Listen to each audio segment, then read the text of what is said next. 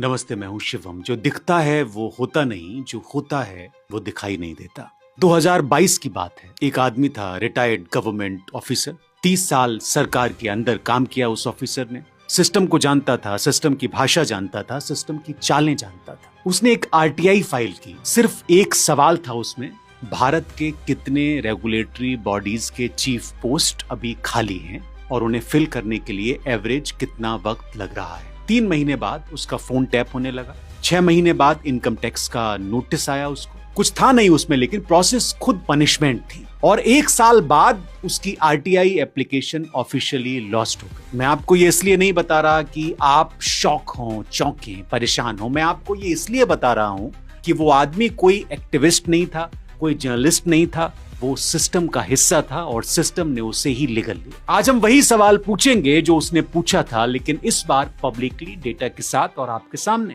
1850 में एक French economist ने एक बात कही थी। उसने कहा था कि दुनिया में 2 तरह के लोग होते हैं। पहले वो जो सिर्फ वही देखते हैं जो सामने दिखता है, और दूसरे वो जो वो भी देखते हैं जो दिखता नहीं। हर इलेक्शन साइकिल में एक मैनिफेस्टो आता है, प्रिंटेड होता है, बाउंड होता है। हर वादे की एक कैची हेडलाइन होती है। फ्री एलपीजी सिलेंडर, पीएम किसान के 6000 सालाना, हर घर नल जल, बुलेट ट्रेन, 15 लाख बैंक खाते में। ये है जो दिखता है, जो ट्विटर पर ट्रेंड करता है, जिस पर डिबेट होती है, जिस पर आप वोट करते हैं। लेकिन एक और मैनिफेस्टो होता है, वो मैनिफेस्टो जो कभी प्रिंट नहीं होता, उसका कोई लॉन्च इवेंट नहीं होता, वो एग्जीक्यूट किया जाता है बजट सेशन के लास्ट डे में, ऑर्डिनेंस में, ब्यूरोक्रेटिक ट्रांसफर्स में, अमेंडमेंट रूल्स में, अपॉइंटमेंट नोटिफिकेशंस में। वो होता है अनदिखा। और आज की पूरी रिपोर्ट उसी अनसीन मैनिफेस्टो के बारे में है जो बीजेपी का है। क्या आपको लगता है कि इंडिया में इंस्टीट्यूशंस अभी भी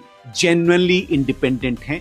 कमेंट में आप जरूर बताइए, यस, नो या फिर पार्शियली। किसी भी लोकतंत्र में, डेमोक्रेसी में, उसको समझने के लिए आपको 3 पिलर्स को समझना जरूरी होता है। पहला, लेजिस्लेचर जो कानून बनाता है। दूसरा, जुडिशरी जो लॉ इंटरप्रिटेट करती है। और तीसरा, इंस्टीट्यूशंस जैसे SEBI, CCI, try, election commission जो लॉ इंप्लीमेंट करते हैं। इन तीनों के बीच में एक अदृश्य लेकिन एब्सोल्युटली क्रिटिकल दीवार होती है, और उस दीवार को कहते हैं सेपरेशन ऑफ पावर। अब मैं आपको डेटा दिखाता हूं, ध्यान से देखिए। SEBI, securities exchange board, financial market regulate करती है।